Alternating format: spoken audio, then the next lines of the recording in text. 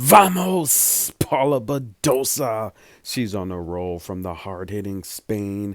Now, listen, guys, a lot of people forget Paula Badosa. Look, she's in her mid 20s. She literally got her big break 2.5 years ago, guys. That's right. 2.5 years ago. So when you take a look at someone like Coco and all the Spanish fans there cheering loudly for Paula, when you take a look at someone like Coco who's been doing this for a couple years now, 2.5 years, and she just turned 19, you just have to give Coco her flowers.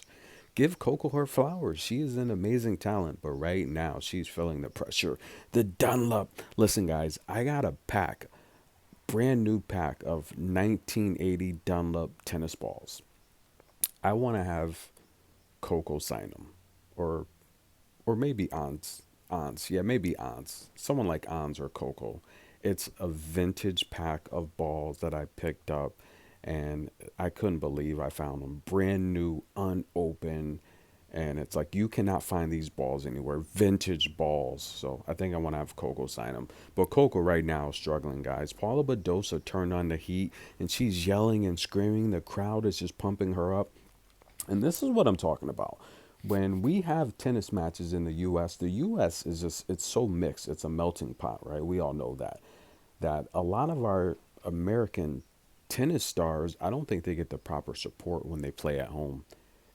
Right now in Spain, it's all cheers for Paula Badosa. And of course, right? We expect that. But when the tournament hits the US Open and these other tournaments in California, the Indian Wells, Miami, our Americans, well, actually, I'll take that back. Yeah, Coco in Miami was crazy. That crowd was crazy. Okay. But at the Indian Wells was a different story. But nonetheless, Coco right now, she's struggling. And Paula Badosa, when she gets pumped up and starts yelling and screaming, when her confidence is on 1,000 trillion, she's deadly. She is dangerous because Paula Badosa is a clay expert. She's a clay master, and she says it all the time. I love playing on clay. Of course you do, Paula.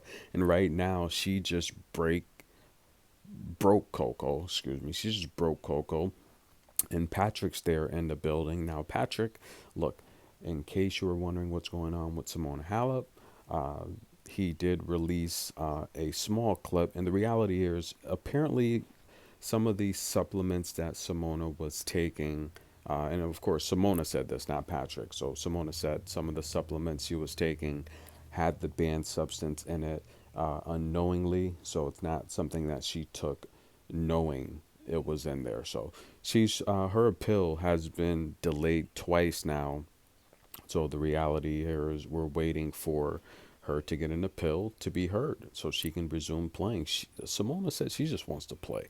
Let her play, ladies and gentlemen. But nonetheless, Coco right now down a break. And I say it all the time. Look, Coco is health conscientious. She eats fresh fruit during the changeovers. And look, if I was an athlete, I'm not taking any supplements at all. I'm just focusing on my diet, rest, and recovery. Everything's going to be an organic, fresh produce type of diet. I mean, for the most part, plant based, but nowadays, plant based is everything that's literally full of GMO and chemicals. And look, it could derive somewhat from a plant, and then they can call it plant based, even though it has 20 other different chemicals that are unhealthy for you inside it. So you got to watch out with anything that you're eating nowadays. It's just everything's just full of chemicals. So I love the way Coco takes care of her body. And look, I still think Coco's growing. I think she still has another year of growing. And once she finally grows into her body and puts on, I think, a little more muscle. Coco's pretty small. People don't realize how small she is, but how strong she is. Still one of the fastest serves on record. But right now she's down a break. We're going to see if she can come back in this first set. Stay tuned. Tennis in a minute.